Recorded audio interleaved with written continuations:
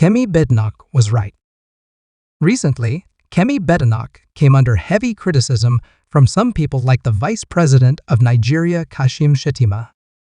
She was accused of talking down and denigrating Nigeria. Now, let us pause and ask questions. How can Kemi's accurate diagnosis and description of the situation in Nigeria constitute denigration? Kemi's words alone can't, in any measure, denigrate Nigeria if there are no deeds on the ground to substantiate her claims. They say actions speak louder than voice. In other words, deeds, not words. Walk the walk, don't just talk the talk. The proof is in the pudding. Let your actions speak for themselves. Even if Kemi Badenoch had not said a word, the cancer of corruption in Nigeria is bare, and the whole world is seeing it clearly. People look at the deeds and not words. How do we know that? In December 2024, the Organized Crime and Corruption Reporting Project ranked Nigerian President Bola Ahmed Tinubu as the third most corrupt leader globally. The OCC-RP, known for its investigative journalism, solicited global nominations to identify individuals who have significantly advanced criminal activities and exacerbated poverty. President Tinubu's ranking reflects ongoing concerns about corruption within his administration. Can you see the people talking down and denigrating Nigeria through their deeds? The international community doesn't need Kemi Badenoch's description to do this. They already know everything, even without Kemi uttering a word. Why would the Organized Crime and Corruption Reporting Project rank Bola Tinubu as third the most corrupt person in the world? That's a very staggering assessment. Let us look at the tip of the iceberg.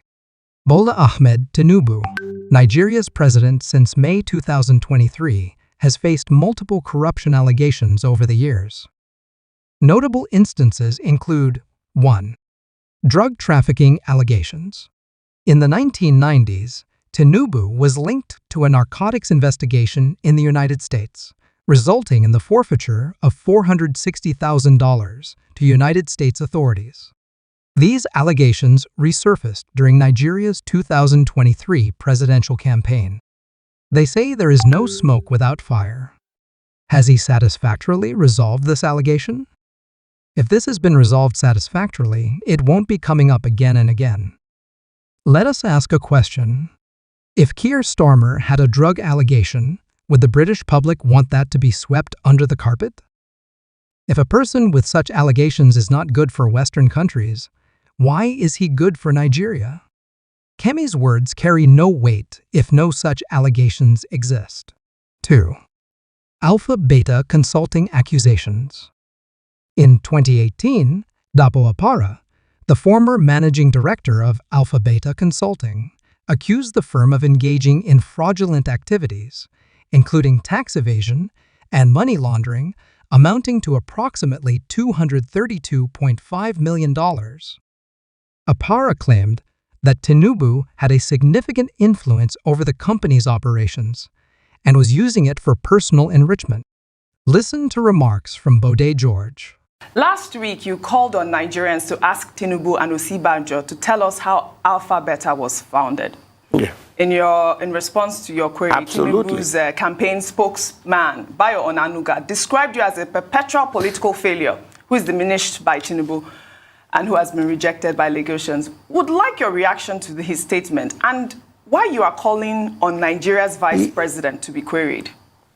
You know, it is fascinating. Unfortunately, Bayo Onanuga went to my school. He didn't even see my tail lights. I had left secondary school long before he got there. These are the lackeys of Bola Tinubu. I asked a simple question. They want to be recognized by Nigerians that they are contesting for the presidency of this great nation. Isn't it our right to ask?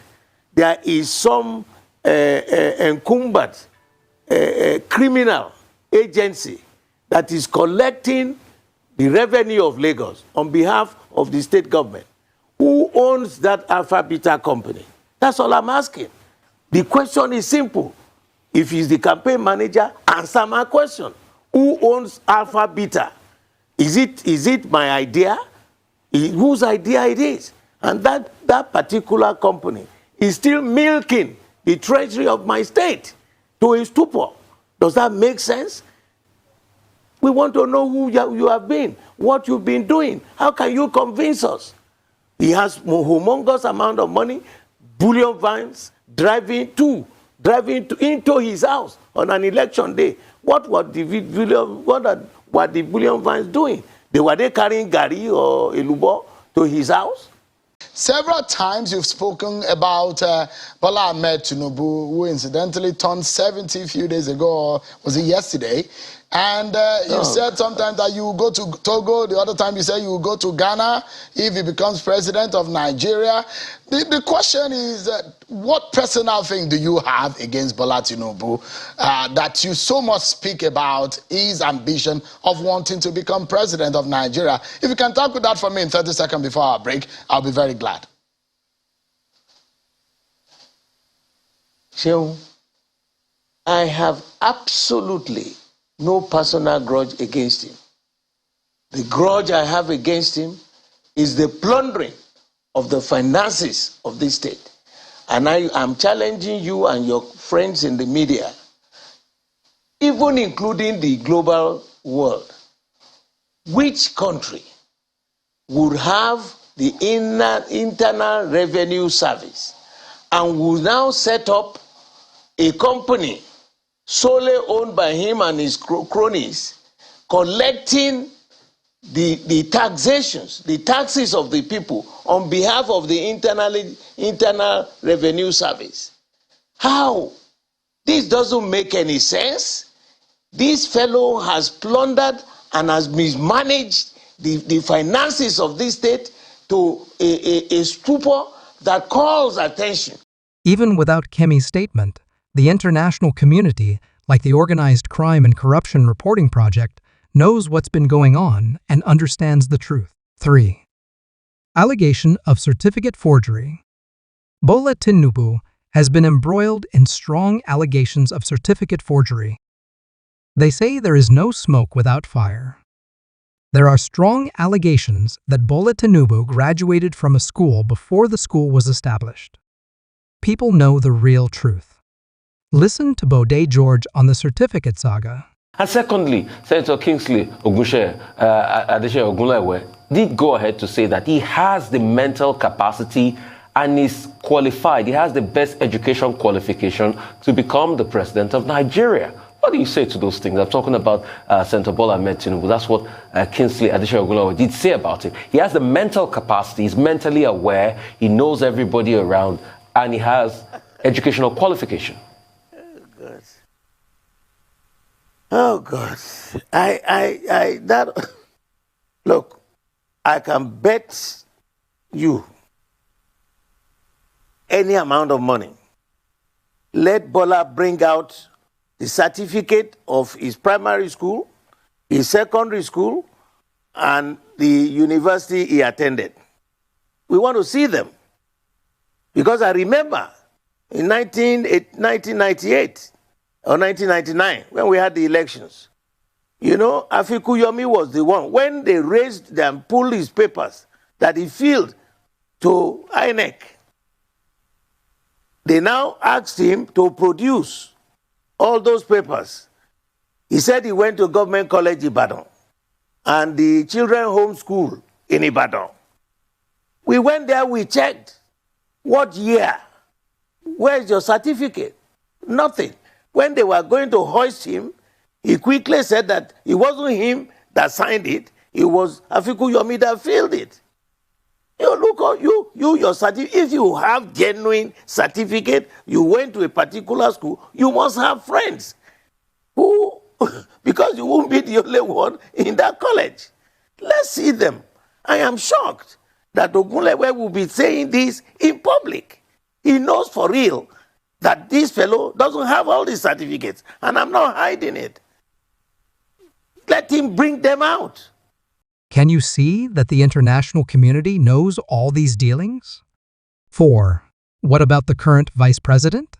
About $13 million was allocated to renovate his residence. While renovating one's residence is not a bad idea, the question is, where should the priority lie? How can such an amount be used to renovate a residence in a country where people are dying through stampedes to get a tiny bowl of rice that cannot last for 3 days? Why would a politician be comfortable with this while Nigerians can barely eat? The international community, like Organized Crime and Corruption Reporting Project, sees how the politicians in Nigeria are taking good care of themselves while the poor are neglected. The Organized Crime and Corruption Reporting Project knows things clearly in Nigeria and doesn't need Kemi Badenoch statements to do their assessment. Now, let us ask questions. We are just asking questions and nothing more. Only questions. Who are the people talking down and denigrating Nigeria? Is it Kemi Badenoch or those with drug allegations? Who are the people talking down and denigrating Nigeria? Is it Kemi Badenoch or those with certificate forgery allegations? Who are the people talking down and denigrating Nigeria? Is it Kemi Badenoch or those with corruption allegations? Who are the people talking down and denigrating Nigeria? Is it Kemi Badenoch of those using millions of dollars to renovate their residence while Nigerians are dying through stampedes to get a bowl of rice that cannot last for 3 days? Can you see the questions? We have just asked only questions. The questions answer themselves. Kemi Badenoch's statements alone cannot make the Organized Crime and Corruption Reporting Project ranked Tinubu as the 3rd most corrupt president in the whole world if there are no accompanying deeds. So many Nigerian leaders have long ago talked down and denigrated Nigeria through their actions. BBC News, ITV News, Sky News, CNN, etc. should expose the corruption and rots in Nigeria and other African countries. Are they doing this? I don't think they are. BBC News, ITV News, GB News, and Talk TV spend their energy talking about immigration while doing little or nothing when it comes to exposing the corrupt systems that are driving people across the Sahara Desert and the English Channel. Why would some Nigerians and Ghanaians have to be deported from the UK? Because of the corruption and rots in those countries. Kemi Badenoch and the Organized Crime and Corruption Reporting Project are simply doing what the Western media have failed to do. Thanks for watching, and let me know what your thoughts are in the comment section.